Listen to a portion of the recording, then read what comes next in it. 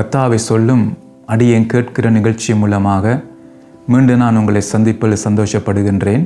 So நாம் தொடர்ந்தும் கர்த்தருடைய வார்த்தை நாம் தியானிப்போம். ஸோ கடந்த முறை நாம் பார்த்து தொடங்கி இருக்கிறோம். பார்த்திங்கன்னா நாம் இந்த இடுப்பளவை நாம் கடந்து போக வேண்டும் என்று சொல்லி நாம் கடந்த முறை நாங்கள் பார்த்து தொடங்கி இருக்கிறோம். ஸோ அதனால் இடுப்பு எதை குறிக்கிற நாங்கள் பார்த்தோம். இடுப்பிலே கச்சையை கட்டுவார்கள் என்று சொல்லி நாம் பார்த்தோம். நாங்கள் அதை எபேசியில் நாங்கள் பார்த்திங்கன்னா சர்வாத வர்க்கத்திலே முதல் காரியம் என்ன நாம் கச்சையை கட்ட வேண்டும் என்று சொல்லி இடுப்பிலே. ஸோ அதுதான் வரிசையாக நாம் சர்வாத வர்க்கத்தை நாம் தரிக்க வேண்டும். வரிசையாக நாம் அணிந்து கொண்டு வந்தால்தான் கடைசியாக சொல்லப்படுகிற அந்த ஆவின் பட்டயத்தை நாம் எடுத்து நாம் இந்த தீங்கு நாளில் நாம் எதிர்த்து நிற்கவும் முடியும். அடுத்தது எல்லாவற்றையும் செய்து முடித்தவர்களாக நாம் நிற்க முடியும். அப்போ அதுக்கு முக்கியம் பார்த்தீங்கன்னா இந்த சர்வாத வர்க்கத்தை நாம் எடுக்க வேண்டும். அப்போ அதை வரிசையின்படி தான் நாம் எடுக்க முடியும். அப்போ கடைசியாக சொல்லப்படுகிறது ஆவியின் பட்டயம். அப்போ முதலாவது சொல்லப்படுகிறது இடுப்பிலே கட்டப்படுகிற கச்சை, அது சத்தியம் என்னும் கச்சை, உண்மையான கச்சை. ஸோ அதுதான் இன்றைக்கு நாங்கள் பார்க்க போகிறோம். அதாவது சத்தியமுள்ள கச்சை எப்படி இருக்கும் என்று சொல்லி நாம் அதை பார்க்க போகிறோம். பாருங்கள், எரேமியா எழுதின தீர்க்கதரிசன புத்தகம் 13ஆம் அதிகாரம் 11ஆம் வசனத்தை நான் வாசிக்கிறேன். கடந்த முறை நாங்கள் 10ஆம் வசனத்தை வாசித்தோம். இன்றைக்கு நாம் 11ஆம் வசனத்தை நாம் வாசிப்போம். கச்சையானது மனுஷனுடைய அறைக்கு சேர்க்கையாக இருக்கிறது போல நான் இஸ்ரவேல் குடும்பத்தார் அனைவரையும் யூதாவின் குடும்பத்தார் அனைவரையும் எனக்கு ஜனங்களாகவும் கீர்த்தியாகவும் துதியாகவும் மகிமையாகவும் சேர்க்கையாக்கி கொண்டேன். ஆனாலும் அவர்கள் செவி கொடாமல் போனார்கள் என்று கர்த்தர் சொல்லுகிறார். திரும்பவும் கர்த்தர் சொல்லுகிறார். பாருங்கள், அப்போ அந்த எப்படிப்பட்ட கச்சையை நாம் அணிய வேணுமா நம்ம இடுப்பிலே, அதான் இங்கே சொல்லப்படுகிறது. பாருங்கள், கச்சையானது எதுக்காக மனுஷனுடைய அறைக்கு சேர்க்கையாண்டா அது சேர்த்து கட்டுகிறது, இடுப்போடு சேர்ந்து இருக்கிறது. அப்போ தான் சேர்க்கையாக இருக்குன்னு சொல்லப்படுகிறது. அப்போ அது எப்படியாம், நான் இஸ்ரவேல் குடும்பத்தார் அனைவரையும் யூதாவின் குடும்பத்தார் அனைவரையும் எனக்கு ஜனங்களாகவும் கீர்த்தியாகவும் துதியாகவும் மகிமையாகவும் சேர்க்கையாக்கி கொண்டேன். அப்போ அது என்னென்னா, கர்த்தர் என்னையும் உங்களையும் சபையையும் தன்னோடு சேர்த்து ஐக்கியமாக இருக்க விரும்புகிறார். அதான் ஐக்கியமாக இருப்பது, தேவனோடு கிறிஸ்துவோடு ஐக்கியமாக இருப்பது, அதான் முக்கியம். அப்போ இன்றைக்கு நம்முடைய ஐக்கியம் எப்படி இருக்கிறது? இன்றைக்கு நாம் கிறிஸ்துவோடு ஐக்கியமாக இருக்கிறோமா? சிந்திச்சு பாருங்க, இன்றைக்கு ஐக்கியம் எப்படி இருக்கிறது? கிறிஸ்துவோட ஐக்கியமாக இருக்கிறோமா, அல்லது பெரிதான ஒரு பிளவு ஏற்பட்டு இருக்கிறதா? அதான் கடந்த முறை நாங்கள் பார்த்தோம். அந்த முழங்கால அளவு கடந்து போகுவது காரியத்தை குறித்து பார்த்தோம். அப்போ இன்றைக்கு நம்முடைய ஐக்கியம் எப்படி இருக்குது? தேவனோடு இருக்க ஐக்கியம். கர்த்தர் நம்முடைய ஐக்கியமாக இருக்க விரும்புகிறார். அதான் பாருங்கள், ஆதி மனிதை ஆண்டவர் உண்டாக்கினார். ஆதாம் ஏவாளை உண்டாக்கி பகலின் குளிர்ச்சியான வேளையிலே அவர்களை சந்திக்க ஒரு நாள் வந்தார் தேவன். ஆனால் பார்த்தீங்கன்னா அந்த உறவு துண்டிக்கப்பட்டது.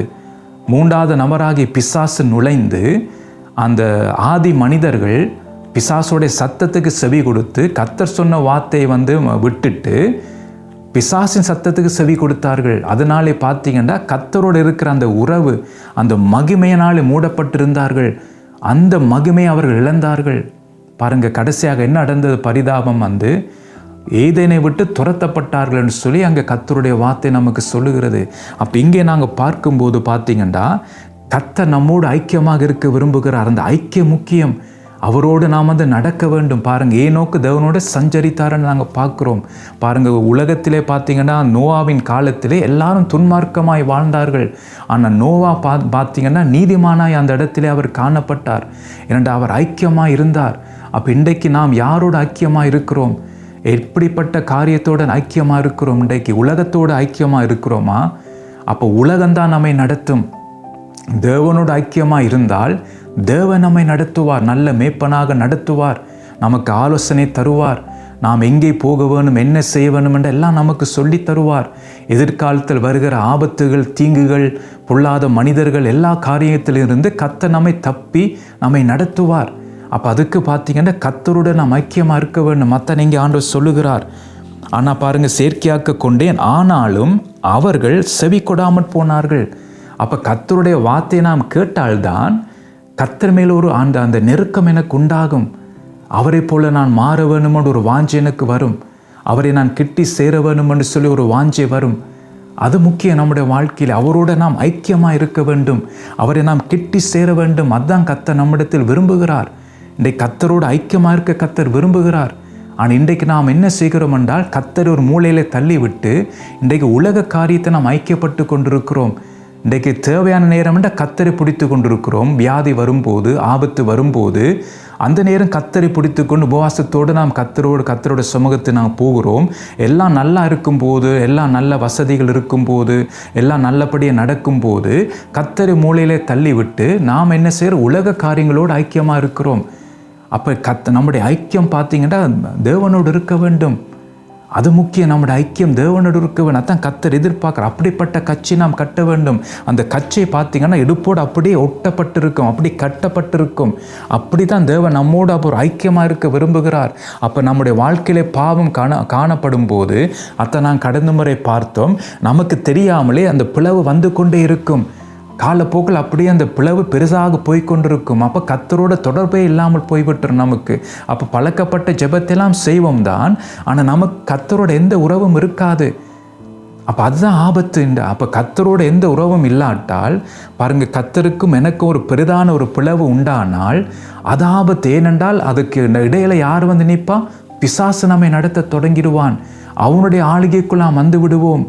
அப்போ அதனால் தான் நாம் கவனமாக இருக்க வேண்டும். அப்போ கர்த்தரோடு நாம் ஐக்கியமாக இருக்க வேண்டும். ஒவ்வொரு குடும்பமும் கர்த்தரோடு ஐக்கியமாக இருக்க வேண்டும். இன்றைக்கு பார்த்து ஞாயிற்றுக்கிழமை மாத்திரம் எல்லாரும் கை உயர்த்தி ஆராதிச்சுட்டு அவர்கள் அப்படி அந்த மாதிரி எல்லாம் செய்வார்கள். ஆனால் கிழமை நாட்களில் பார்த்தீங்கன்னா குடும்பமாக சேர்ந்து ஜெபிக்க மாட்டார்கள், குடும்பமாக சேர்ந்து வேதத்தை வாசித்து தியானிக்க மாட்டார்கள், கர்த்தரோடு ஐக்கியப்பட மாட்டார்கள். பாருங்கள், ஆதாம் ஏவாள் ஆதி குடும்பம் கர்த்தர் ஐக்கியப்பட விரும்பினார், ஐக்கியப்பட்டார். ஒவ்வொரு பகலின் குளிர்ச்சியான வேளையில் பிசாசின் தந்திரத்தினாலே அந்த ஐக்கியம் துண்டிக்கப்பட்டு போய்விட்டது.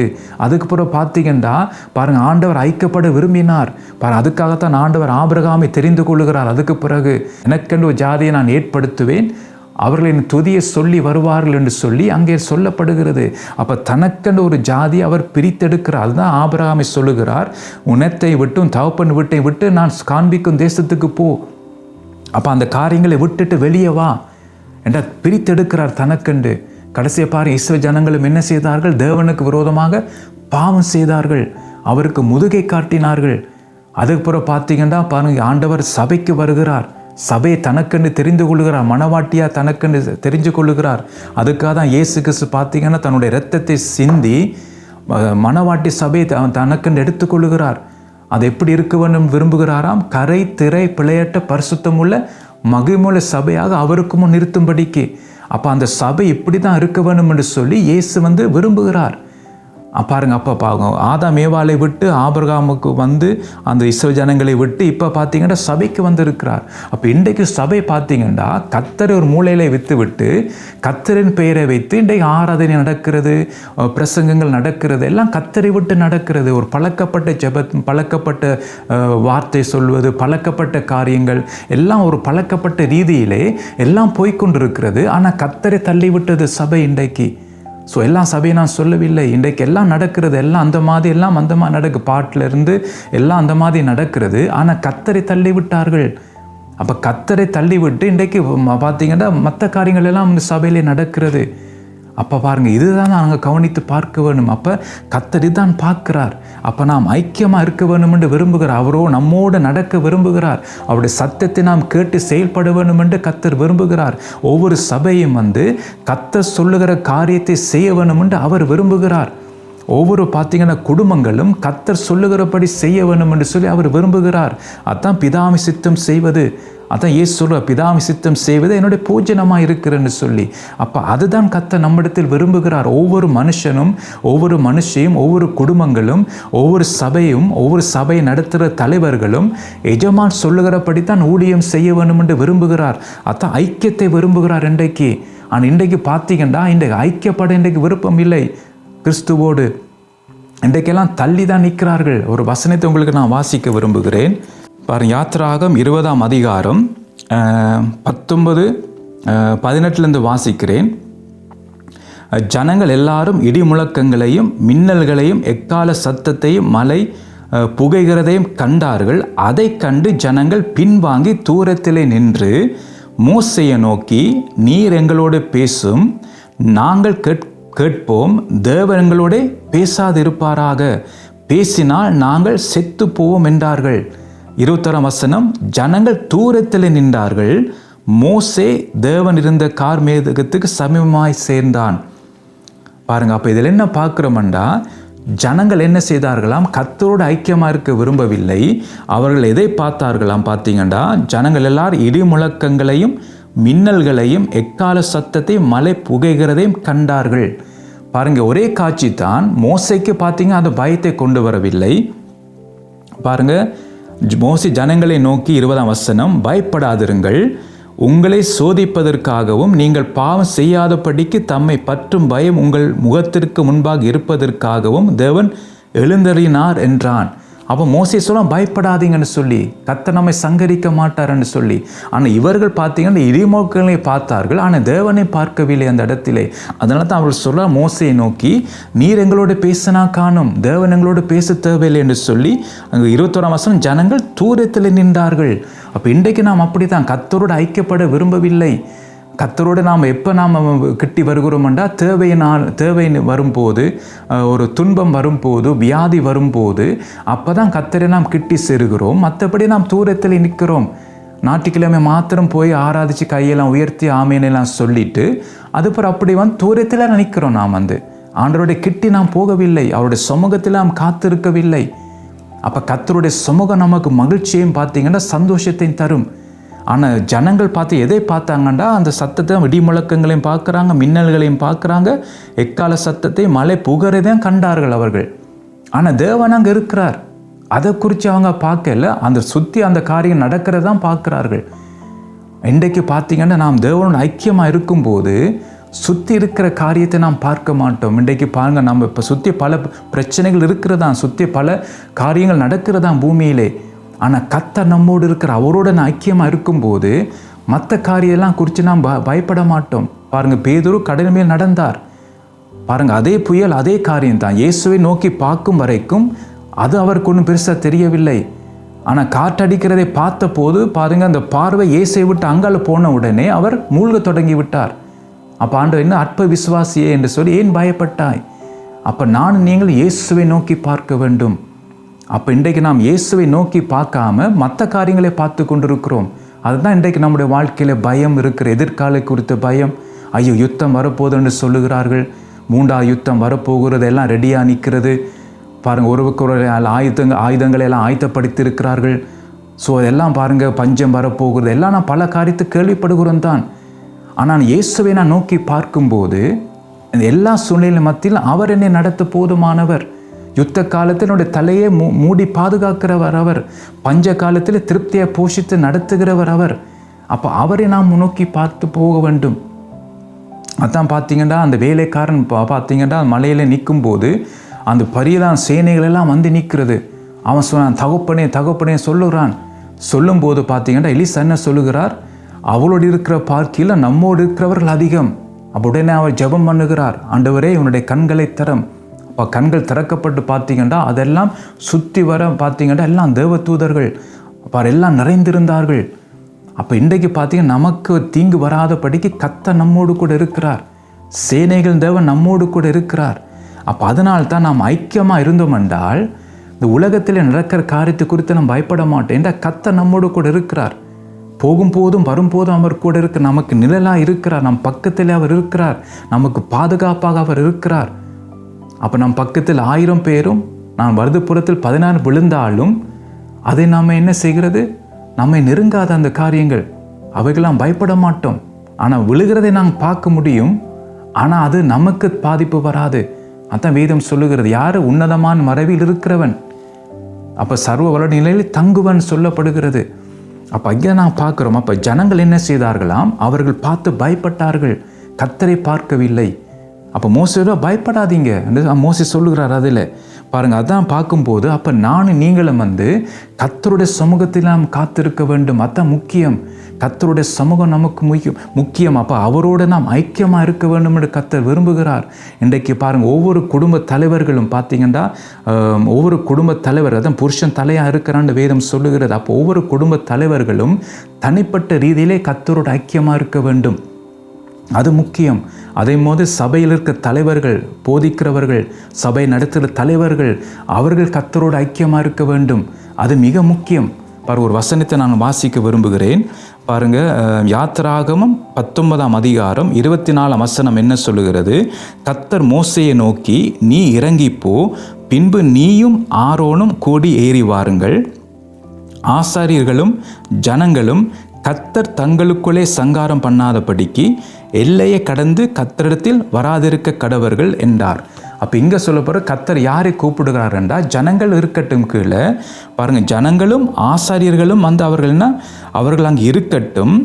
நீ மோசேயை நோக்கி, நீ இறங்கிப்போ, பின்பு நீயும் ஆரோன் கூடி ஏறி வாருங்கள். அப்போ ஆரோனும் நீயும் ஏறி வா. ஜனங்கள் ஆசாரியெல்லாம் அங்கே இருக்கட்டும். ஜனங்கள் ஆசாரியெல்லாம் இருக்கும். அப்போ ஜனங்கள் ஆசாரிகள் என்றால் ஊழியக்காரர்கள், அவர்களெல்லாம் அங்கே இருக்கட்டும், நீ ஏறி வா மேலே. ஆனால் அதுக்கு பிறகு பார்த்தீங்கன்னா இன்னொரு வசனம் சொல்லுகிறது, 24 யாத்திராகமம் 24:12 வசனத்தை நான் வாசிக்கிறேன். அப்பொழுது கர்த்தர் மோசேயை நோக்கி, நீ மலையை மேல் என்னிடத்திற்கு ஏறி வந்து அங்கே இரு.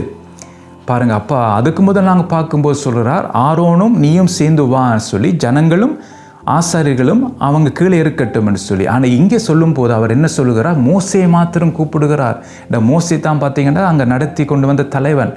அவன் மோசே தான் நாடு தெரிந்து கொள்ளுகிறார். நடத்தி கொண்டு வருகிறதுக்கு உதவிக்கு ஆரோனை தெரிந்து கொள்ளுகிறார். அப்போ இங்கே சொல்லும் போது மோசேயை மாத்திரம் வாண்டு சொல்லுகிறார். பாருங்கள், ஒவ்வொரு குடும்ப தலைவனும் தனிப்பட்ட ரீதியிலே கர்த்தருடைய சமூகத்திற்கு போக வேண்டும். பாருங்கள், சொல்லப்படுகிற அப்பொழுது கர்த்தர் மோசேயை நோக்கி, நீ மலை மேல் என்னிடத்துக்கு ஏறி வந்து அங்கே இரு, மலையில இரு. நான் உனக்கு கற்பனைகளையும் நீ அவர்களுக்கு உபதேசிப்பதற்கு நான் எழுதின நியாயப்பிரமாணத்தையும் கற்பனைகளையும் கொடுப்பேன். அப்போ அந்த நேரம் தான் கர்த்தர் நமக்கு உபதேசிக்கிறதுக்கு ஏற்ற வார்த்தைகளை நமக்கு தருவார். நம்முடைய குடும்பத்துக்கு நாம் என்ன சொல்ல வேண்டும், நாம் என்ன காரியத்தை நாம் சொல்ல வேண்டும் என்று சொல்லி நமக்கு என்ன சொல்லி தருவார். அதே மாதிரி சபைக்கு என்ன சொல்ல வேண்டும் என்று சொல்லி அந்த இடத்துல நமக்கு சொல்லி தருவார். அப்போ நானும் நீங்கள் என்ன போகணும்னு சொல்லப்பட்டிருக்காம், நீ மலையை மேல் என்னிடத்திற்கு ஏறி வந்து. அப்போ ஏறி வரட்டாம் மேலே. அப்போ நாம் ஏறி ஒரு மலையை நாம் ஏற வேணும் என்றால் நீங்கள் கீழே பார்த்து கொண்டு ஏறுவீங்களா? நீங்கள் என்ன செய்ய, மேலே பார்த்தா ஏறுவீங்க. என்னடா இப்போ மலை ஏற வேண்டாம், மேலே பார்த்தா நான் பிடிச்சி நம்ம ஏறி போவோம். அப்போ இன்றைக்கு நாம் என்ன செய்கிறோம்னா, நாம் கீழே பார்த்து கொண்டிருக்கிறோம், ஜனங்களை பார்த்து கொண்டிருக்கிறோம், ஊழியக்காரர்களை பார்த்து கொண்டிருக்கிறோம். ஆனால் மேலே இருக்கிற கர்த்தரை நாம் மறந்து விட்டோம். அவரோடு ஐக்கியப்படுவதை நாம் விட்டு விட்டோம். இன்றைக்கு எல்லாம் பிஸியாக ஜனங்கள் இருக்கிறார்கள்.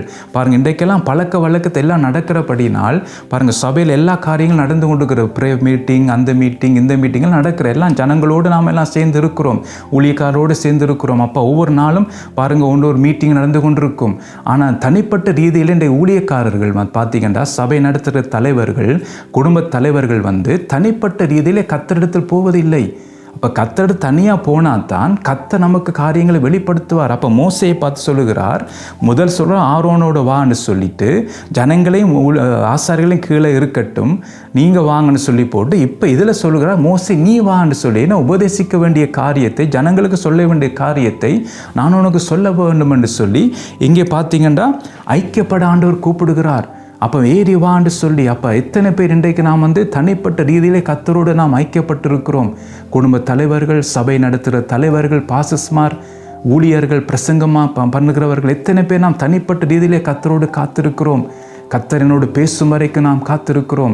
அப்போ கர்த்தரோட சமூகத்தில் காத்திருந்தால்தான் சபையில் நிலைமையை ஆவியானவர் வெளிப்படுத்துவார். சபையில் எந்த நிலைமையில் சபை இருக்கிறது, வருகிற குடும்பங்கள் எப்படிப்பட்ட நிலைமையில் இருக்கிறார்கள், குடும்பங்கள் எப்படிப்பட்ட கட்டிலே கட்டப்பட்டிருக்கிறார்கள் என்று சொல்லி சபை நடத்த தலைவர்களுக்கு கர்த்தர் சொல்லுவார். ஏண்டா நான் மலையை மேல் ஏறி போகும்போது தான் கர்த்தர் அதை வெளிப்படுத்துவார் அந்த காரியங்களை. அப்போ இன்றைக்கு அநேகர் போவதில்லை மலைக்கு, ஜனங்களோடு இருக்கிறார்கள், ஆசாரிகளோடு இருக்கிறார், அதோடு அவங்க டைம் போய் கொண்டிருக்கிறது. ஆனால் மலைக்கு ஏறி வருவதற்கு பார்த்தீங்க டைம் இல்லை அவர்களுக்கு.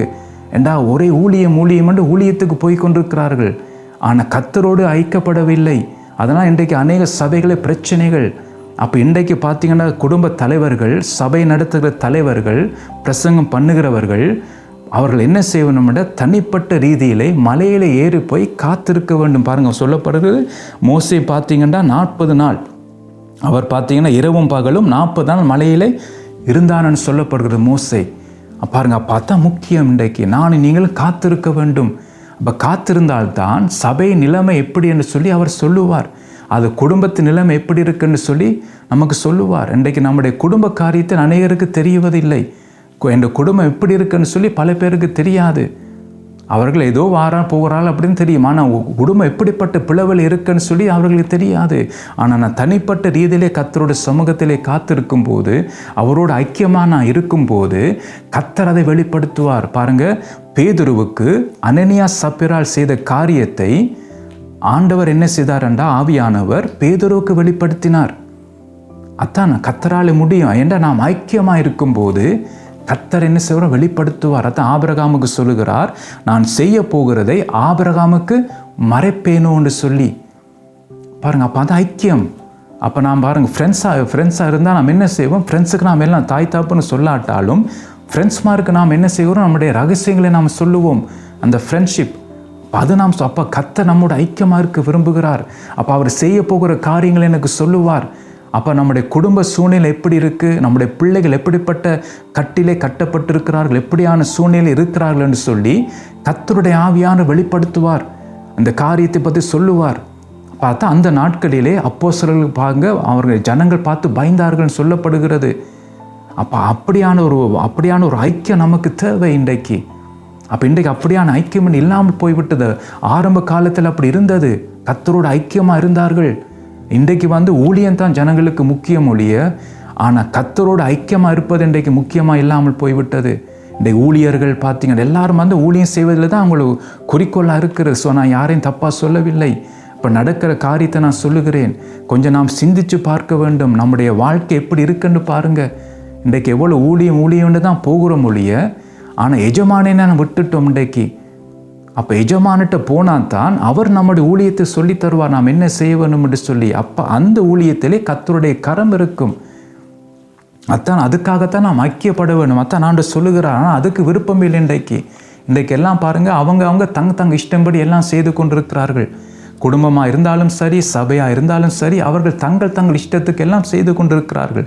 பிரசங்கம் பண்ணுறதா இருந்தாலும் அவங்க தங்களுக்கு இஷ்டப்படி பிரசங்கிக்கிறார்கள். கர்த்தரிடத்தை கேட்குற, ஆண்டவரே இந்த ஞாயிற்றுக்கிழமை நான் எதை பிரசங்கிக்க வேண்டும்? உங்களுடைய ஜனங்கள் தாகத்தோடு வருவார்கள், பிரச்சனையோடு வருவார்கள், பாரத்தோடு வருவார்கள். ஆண்டவரே நான் எதை பிரசங்கிக்க வேண்டும்? ஒரு காலத்தில் பார்த்தீங்கன்னா, முந்தைய நாட்களிலே பார்த்தீங்கன்னா, ஊழியக்காரர்கள் அப்படியே ஆண்டோட பாதத்திலே காத்திருப்பார்கள். கர்த்தர் சொல்லும் வரைக்கும், அடுத்த ஞாயிற்றுக்கிழமைக்கு என்ன வார்த்தை சொல்ல வேணும் என்று கர்த்தர் சொல்லும் வரைக்கும் அப்படியே விழுந்து கிடப்பார்கள் கர்த்தருடைய பாதத்திலே. ஆனால் இன்றைக்கு பார்த்தீங்கன்னா, இருக்கிற மெசேஜை வச்சு ஏதோ பார்த்துக்கிட்டு எல்லாம் சொல்லிட்டு ஏதோ போயிடுவார்கள். ஏதோ மெசேஜ் கொடுத்தா சரின்னு சொல்லி. இல்லை, எஜமான் சொல்ல வேண்டும். அப்போ அதுக்கு நான் ஐக்கியமாக இருந்தால்தான் அவர் சொல்லுவார். அப்போ அந்த வார்த்தை உடனே ஜனங்களுக்குள் கிரியை செய்யும். பேதுரு பாருங்க பிரசங்கித்தார். பாருங்க, அதிலெல்லாம் இருதயம் குத்துண்டவர்களாய் பேதுருவிடம் கேட்குறாங்க, நாம் என்ன செய்ய வேண்டும் என்று சொல்லி. பாருங்க, அதான் அந்த வித்தியாசம். 3000 பேர் ரட்சிக்கப்பட்டார்கள். பேதுருவின் அந்த பிரசங்கத்தினால் அல்ல, ஆவியானவர் அங்கே கிரியை செய்தார். ஆவியானவர் பேசினார் பேதுருவின் மூலமாக. அதை இன்றைக்கு ஒவ்வொரு பிரசங்கி மூலமாக கர்த்தர் பேச வேண்டும், கர்த்தருடைய ஆவியானவர் பேச வேண்டும். அதுக்கு அப்படிப்பட்டவர்கள் கர்த்தரோட ஐக்கியமாக இருக்க வேண்டும். பாருங்க, மோசேயை சொல்கிறார், நீ வா. அதான் சொல்ல, மோசேயை பார்த்து, இங்கே இரு, நான் உனக்கு கற்பனைகளையும் நீ அவர்களுக்கு உபதேசிப்பதற்கு நான் எழுத நியாயப்பிரமாணத்தின் கற்பனைகளும் கொடுப்பேன். அப்போ நான் என்ன உபதேசிக்க வேண்டும் என்று சொல்லி கர்த்தர் எனக்கு சொல்லி தருவார். அப்போ அதுக்கு நான் என்ன செய்ய வேண்டும்? மலை மேல் நான் ஏறி போக வேண்டும். அங்கே மலையில் ஏறி போவது கஷ்டம்தான். ஆனால் ஏறி போனால் கர்த்தரை நான் சந்திக்க முடியும் அந்த இடத்திலே, மலையிலே. அப்போ இன்றைக்கு பாருங்கள், நாம் எல்லாரும் அந்த மலைக்கு நாம் போக வேண்டும். ஊழியக்காரர்கள், சபை நடத்துகிற தலைவர்கள், அந்த மலைக்கு நாம் போக வேண்டும். அப்போ இதில் நாம் ஐக்கியப்பட வேண்டும். அப்போ இந்த ஐக்கியம் முக்கியம். அதுக்கு தான் ஆண்டவர் சொல்லுகிறார். அப்போ நாம் இந்த இதில் தான் நாம் என்ன செய்கிறோம்னா, ஐக்கியப்படுவது இல்லை. இன்றைக்கு எல்லாம் நாம் பிஸியாக நாம் திரிகிறோம். வேலைன்று உலக காரியத்தை நாம் போய் கொண்டிருக்கிறோம். அப்போ இந்த குடும்பமாக நாம் சேர்ந்து ஐக்கியப்படுவதில்லை, தேவனோடு ஐக்கியப்படுவதில்லை. அப்போ இன்றைக்கு பார்த்தீங்கன்னா, நாம் ஆண்டவர் ஒவ்வொரு குடும்பத்துக்கும் புருஷனை தலையாக வைத்திருக்கிறார். அப்போ அந்த புருஷன் என்ன செய்ய வேண்டும் என்றால், கர்த்தருடைய சமூகத்திலே போர்க்க வேண்டும் என்ற பாருங்க. கிறிஸ்துக்கு யார் தலையாம் சொல்லப்பட்டிருக்கு? பிதா தலை. அப்போ புருஷனுக்கு யார் தலை? கிறிஸ்து தலை. அப்போ மனைவிக்கு யார் தலை? புருஷன் தலை. பாருங்க, அந்த வரிசையாக வருகிறது. அப்போ அதனால தான் பாருங்கள், இயேசு கிறிஸ்து நமக்கு முன்மாதிரியாக சீஷரை தெரிந்திருக்கும் போது அவர் முழுவதும் என்ன செய்தாராம்? மலையில் போய் ஜெபித்தார். அவர் போய் ஜெபித்தார். அடுத்த நாள் விடிய வந்து அந்த சீஷர்கள் இருந்தார்கள். அதில் 12 பேரை அவர் தெரிந்தெடுக்கிறார். அதுக்கு யார் சொன்னா? பிதா சொன்னா. என்ற பிதா தான் இயேசுக்கு தலை. அதனால தான் பிதா அவர் என்ன சொல்வார்ன்னு கேட்கிறதுக்காக தான் முழுவதும் ஜெபித்தார் இயேசு. அப்போ பிதா சொன்ன உடனே அதிகாலையிலே வந்து 12 பேரை தெரிஞ்செடுக்கிறார். அப்போ இன்றைக்கு நான் தீர்மானங்கள் எடுக்கும்போது குடும்பங்களிலே எத்தனை புருஷர்மார் கர்த்தருடைய சமூகத்தில் போய் காத்திருக்கிறீங்க தீர்மானம் எடுக்கிறதுக்கு? எத்தனை பேர் போய் காத்திருக்கிறீங்க? எனக்கு யாரு தலை? இயேசு. இயேசு தான் எனக்கு தலையாக இருக்கிறார். அப்போ அவரிடத்து நான் போய் கேட்க வேணும். இஷ்டத்துக்கு நான் செயல்பட முடியாது. அப்போ இன்றைக்கு ஏன் குடும்பங்களில் பிரச்சனைகள் வருகிறது காரணம் என்றால் தலையாகி கிறிஸ்துவனிடத்தில் போய் கேட்பது இல்லை. இன்றைக்கு புருஷர்மார் அவங்க இஷ்டத்துக்கு அவங்க செய்கிறார்கள். அதனால தான் அதிகமான பிரச்சனை. அதே போலத்தான் சபைக்கு வந்து கிறிஸ்து தலையாக இருக்கிறார். அப்போ அதுக்கு பொறுப்பாக சபை மேய்ப்பர்களை கர்த்தர் வைத்திருக்கிறார், சபை நடத்துகிறவர்கள். அப்போ சபைக்கு சொல்ல வேண்டிய காரியங்கள், சபைக்கு என்னென்ன செய்ய வேண்டும், என்னென்ன தீர்மானம் எடுக்க வேண்டும் என்று சொல்லி கிறிஸ்துட்ட போய் கேட்க வேணும் சபை நடத்துகிற தலைவர்கள். ஆனால் இன்றைக்கு அவர்கள் தங்கள் இஷ்டத்துக்கு எல்லாம் செய்கிறார்கள், கிறிஸ்துவனிடத்து போய் கேட்பதில்லை. அப்போ அதுக்காகத்தான் நான் என்ன செய்வேன்? மலைக்கு நான் போக வேண்டும். ஜனங்களோடு இருக்கிறதை விட்டுட்டு, ஊழியக்காரோடு இருக்கிறதை விட்டுட்டு, நான் முதல் அங்கே விட்டுட்டு நான் மலைக்கு ஏறி போக வேண்டும். ஒவ்வொரு தலைவர்களும் அப்போ மலைக்கு ஏறி போனால்தான் அவர் நமக்கு சொல்லுவார் நாம் என்ன செய்ய வேணும்னு சொல்லி. அப்போ தான் ஐக்கியமாக இருக்குது. அதான் வேதம் சொல்லுகிறது. அப்போ கர்த்தர் வந்து எப்படியா இடுப்பு அளவு எப்படியா, இடுப்பில் எப்படியா கச்சை. அப்போ கர்த்தரோடு ஐக்கியமாக இருக்கிறது தான் அதை குறிக்கிறது, இடுப்பு கச்சை. அதான் சத்தியம் என்னும் கச்சை. அப்போ கர்த்தருடைய வார்த்தை, சத்தியம் வந்து கர்த்தருடைய வார்த்தை. அப்போ வார்த்தையினாலே நான் கட்டப்பட வேண்டும். அதான் கர்த்தரோடு ஐக்கியப்படுவது. அப்போ அதுதான் முக்கியம். அதான் சத்தியம் என்னும் கச்சை. அப்போ கர்த்தரோடு ஐக்கியமாக இருக்கும்போது கர்த்தருடைய வார்த்தை, அவர் சொல்லுகிற மலையில் அவர் எனக்கு என்ன சொல்லுகிறாரோ அதன்படி என்ன செய்வேன்? நான் செயல்படுவேன். அதான் சத்தியம் என்னும் கச்சை. அப்போ மலைக்கு நான் போகும்போது, ஐக்கியப்படும் போது கர்த்தர் சொல்லுகிற வார்த்தை அதான் சத்தியம். அந்த சத்தியத்தை நான் என்ன செய்கிறேன்? நான் கச்சையாக கட்டி அதுக்கேற்ற விதமாக நான் செயல்படுகிறேன். என் குடும்பத்தை நான் நடத்துகிறேன், பிள்ளைகளை அதற்கேற்ற விதமாய் வளர்க்கிறேன். சபையில் வந்து கர்த்தர் சொல்லுகிறபடி, இயேசுக்கு சொல்லுகிறபடி சபையை நான் கட்டுக்குவேன். அப்போ அதுதான் முக்கியம் இன்றைக்கு. அப்போ ஒவ்வொரு சபை தலைவர்களும், குடும்பத்தில் இருக்கிற புருஷன்மாரும் அவர்கள் என்ன செய்ய வேண்டும் என்றால் மலைக்கு ஏறி போக வேண்டும். கர்த்தர் சொல்லுகிறார் இன்றைக்கு உங்களை பார்த்து, நீங்கள் சபை நடத்துகிற தலைவராக இருக்கிறீங்களா, பிரசங்கிக்கிறவர்களாக இருக்கிறீர்களா?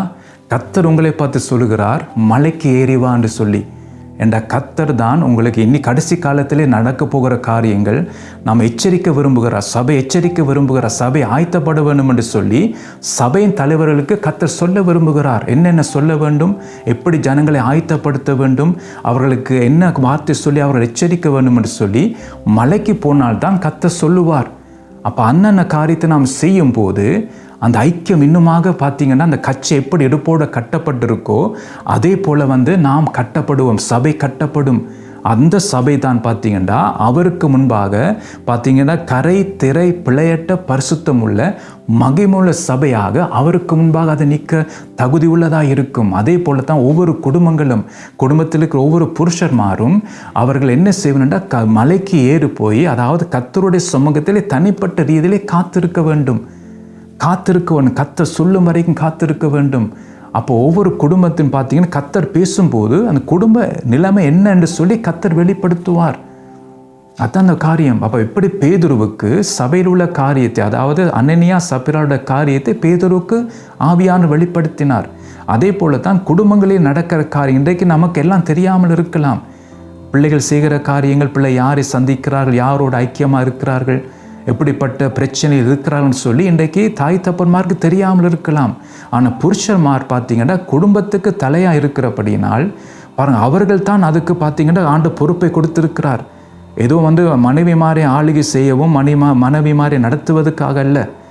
எதுக்கெண்டா அவர்களுக்கு பார்த்தீங்கன்னா பொறுப்பாய் கண்காணியாக இன்றைக்கு புருஷன்மாரை வைத்திருக்கிறார். அப்போ புருஷன்மார் வந்து முழங்கால் படியிட்டு கர்த்தருடைய சமூகத்திலே, அதாவது இயேசு தான் நமக்கு தலை புருஷன்மாருக்கு, அவர்கிட்ட போய் நான் கேட்க வேண்டும். அவர் சொல்லுவார் என்னுடைய குடும்பம் எப்படி இருக்கிறது, எப்படியான காரியத்தில் குடும்பம் கட்டப்பட்டிருக்கிறது, என்னென்ன பிரச்சனை குடும்பத்தில் இருக்குது, யார் குடும்பத்தை கெடுக்க மாறா, எப்படியான பிரச்சனைகள் வருகிறது என்று சொல்லி அவர் எச்சரிப்பார். அதுதான் பாருங்கள் புருஷன் தலையாக இருக்கிறான், வேறு எதுக்கு இல்லை. அப்போ அதை நாம் அந்த அந்த அந்த காரியத்தை நாம் மனதில் எடுக்க வேண்டும். கிறிஸ்துவ புருஷமாருக்கு தலையாக இருக்கிறபடியால் அவர்கள் கிறிஸ்துவ இடத்தில் போய் கேட்க வேண்டும்.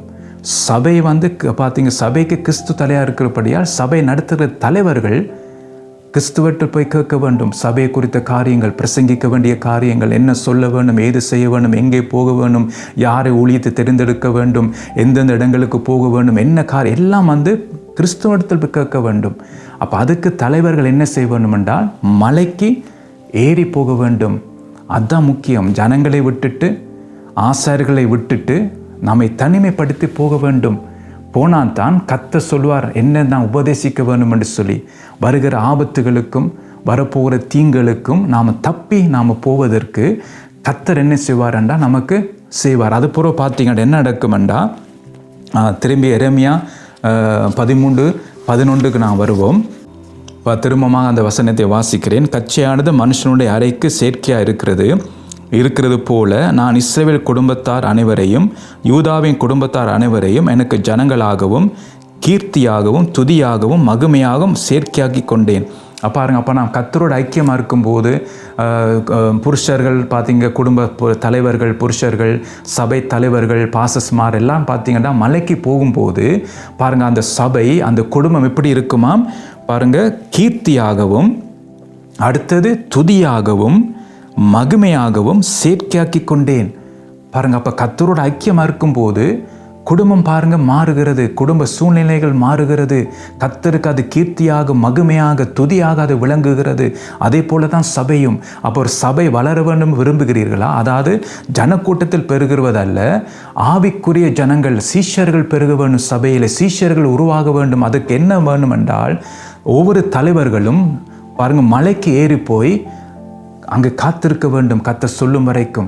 அப்படி சொல்லும்போது தான் சபை எப்படி இருக்கும் பார்த்தீங்கன்னா கீர்த்தியாகவும் துதியாகவும் மகிமையாகவும் அது காணப்படும். அதுக்கு என்ன காரணம் என்றால் அப்போ எப்படி கச்சை இடுப்போடு சேர்க்கையாக இருக்கிறதோ அதே போலத்தான் நான் கர்த்தரோடு ஐக்கியமாக இருக்கும்போது குடும்ப தலைவர்கள், சபை தலைவர்கள், ஊழியம் செய்கிறவர்கள் கர்த்தரோடு ஐக்கியமாக இருக்கும்போது அதால் வருகிற அந்த நன்மை என்னென்றா பார்த்தீங்கன்னா தான் கீர்த்தி துதி மகிமை. இதுதான் அந்த காரியங்கள். அப்போ இதற்கு தான் நாம் என்ன செய்வோம்னா இடுப்பிலே நாம் இப்படிப்பட்ட கட்சி நாம் கட்ட வேண்டும், ஐக்கியப்பட வேண்டும். அதுதான் சொல்லப்படுகிறது. நாம் பாருங்கள் எப்படியான கட்சி நாம் கட்டி கொண்டிருக்கிறோம், உலக ரீதியான கட்சியை கட்டி கொண்டிருக்கிறோம். அதான் நாங்கள் பார்த்தோம். அதுக்கு முதல் வசனங்கள் 10ஆம் வசனத்தை நாங்கள் பார்த்தோம். பாருங்கள், அது என்ன, கர்த்தருடைய வார்த்தை கேட்காமல் விடுகிறது, கர்த்தருடைய இருதயம் கடினப்படுகிறது. பாருங்கள், அடுத்தது பார்த்தீங்கன்னா உலக காரியங்களை பின்பற்றுவதெல்லாம் உலக கட்சிகள். அந்த கட்சியை நாம் எடுத்து போட வேண்டும். அதுதான் இடுப்பளவு. அது அந்த காரியத்தை தள்ளிவிட்டு, அப்படியான கட்சியை தள்ளிவிட்டு கர்த்தர் விரும்புகிற அந்த கட்சியை இடுப்பிலே நாம் கட்ட வேண்டும். அதாவது கர்த்தரோடு நாம் ஐக்கியப்பட வேண்டும். அதுதான் நீங்கள் நாங்கள் பார்க்குறோம். பாருங்கள், அப்போ இந்த 3 விதமான மாம்ச காரியத்தை நாங்கள் பார்த்தோம். கணுக்கால் அளவை நாம் கடந்து போக வேண்டும். பரிசுத்த ஆவியான நிறைவு எனக்கு வேணுமென்றால், ஆவியினாலே நான் நடத்தப்பட வேணுமென்றால் முதலாவது கணுக்கால் அளவை நாம் கடக்க வேண்டும். அதை நாங்கள் பார்த்தோம் எதை குறிக்கிறதுன்னு சொல்லி. அடுத்தது பார்த்திங்கன்னா முழங்கால் அளவை நாம் கடந்து போக வேண்டும். அந்த ஜெபத்தை குறித்து நாங்கள் பார்த்தோம். நாங்கள் பல காரியத்தை நாம் தியானித்தோம் ஜெபத்தை குறித்து. ஸோ அந்த காரியத்தை நாம் கடந்து போக வேண்டும். இப்போ நாங்கள் பார்த்தீங்கன்னா இடுப்பு அளவை நாம் கடந்து போக வேண்டும். அந்த இடுப்பு எதை குறிக்கிறதுன்னு நாங்கள் பார்த்தோம். கச்சையை கட்டுவது. அப்போ அந்த கச்சை 2 விதமான கச்சை இருக்கிறது. ஒரு கச்சை பார்த்தீங்கன்னா தேவன் விரும்பாத கச்சை. அதை நம்ம பார்த்தீங்கன்னா நம்முடைய இருதயத்தை கடினப்படுத்துகிற கச்சை, கர்த்தருடைய வார்த்தையை கேட்க முடியாதபடிக்கு தடை பண்ணுகிற கச்சை, அந்த கர்த்தருடைய வார்த்தை மீது விருப்பம் இல்லாதபடி இருக்கும் அது. அடுத்தது உலக காரியங்களை பின்பற்ற வைக்கிற அந்த கச்சை, அதை நாம் என்ன செய்யணும்னா கலைந்து போட வேண்டும். அந்த கச்சையை கலைந்து போட்டு கர்த்தர் விரும்புகிற அந்த கச்சை, அதான் நாங்கள் பார்த்தோம். அந்த கச்சையை சேர்க்கை, கர்த்தரோடு ஐக்கியமாக இருக்கிற அந்த கச்சையை நாம் சத்தியம் என்னும் கச்சை, அதான் நாங்கள் பார்த்தோம். கர்த்தரோடு மலையில் நான் ஏறி போய் கர்த்தர் சொல்லுகிற வார்த்தை, அதான் அந்த சத்தியம். அந்த சத்தியத்தை நான் இடுப்பிலே கட்டி நான் செயல்படும் போது பார்த்தீங்கன்னா வேதம் என்ன சொல்லு, கர்த்தரோடு ஐக்கியமாக இருக்கும்போது சொல்லப்படுது கீர்த்தியாகவும் துதியாகவும் மகிமையாகவும் நாம் விளங்குவோம். அதான் கர்த்தர் எதிர்பார்க்கிறார். ஒவ்வொரு சபையும் ஒவ்வொரு குடும்பங்களும் இப்படி இருக்க வேணும். அதுக்கு எது தேவை? தேவனோடு ஐக்கியமாக இருப்பது. அதாவது அதான் அந்த சத்தியம் என்னும் கட்சியை இடுப்பிலே கட்டுவது. அதான் அதோடைய ஆவிக்குரிய அர்த்தங்கள். நாம் சும்மா வாசிச்சுட்டு போகிறோம். இதெல்லாம் எனக்கு தெரியாது. ஆனால் ஆவியானவர் எனக்கு, நாங்கள் சொன்ன மாதிரி இந்த மலையிலே நான் போய் காத்திருக்கும்போது, தனியாக நான் போய் காத்திருக்கும் போது இப்படிப்பட்ட காரியங்களை ஆவியானவர் எனக்கு வெளிப்படுத்துகிறார். அந்த காரியத்தை என்னை கற்றுத்தருகிறார். தான் உங்கள் மத்தியில் அந்த காரியத்தை நான் சொல்லுகிறேன். அப்போ அந்த கட்சியை நாம் கட்டினால்தான், நீங்கள் ஒவ்வொருவரும் அப்படியான கட்சியை கட்டும்போது கர்த்தர் உங்களுக்கு குடும்பத்தை குறித்த காரியத்தை உங்களுக்கு வெளிப்படுத்துவார். ஒவ்வொரு குடும்ப தலைவருக்கும், சபையில் இருக்கிற மேய்ப்பர்களுக்கு சபையின் காரியம் எப்படி இருக்குன்னு சொல்லி, சபையில் வருகிற ஊழியர்கள், சபையில் வருகிற ஜனங்கள் எப்படியான காரியத்தை இருக்கிறார்கள் என்று சொல்லி, எப்படி பேதுருவுக்கு ஆவியானவர் வெளிப்படுத்தினாரோ அதே போல் ஒவ்வொரு சபையை நடத்துகிற தலைவர்களுக்கும் சபையை குறித்த காரியங்களை வெளிப்படுத்துவார். அதுக்கு செய்ய வேண்டியது என்னென்றா, மலைக்கு நாம் ஏறி போக வேண்டும். மோசே போனது போல காத்திருக்க வேண்டும். அந்த ஐக்கியத்தை தான் கர்த்தர் விரும்புகிறார். அடுத்த முறைக்கு மிச்ச காரியத்தை நாங்கள் பார்ப்போம். கர்த்தர் தாமே உங்களை ஆசீர்வதிப்பாராக.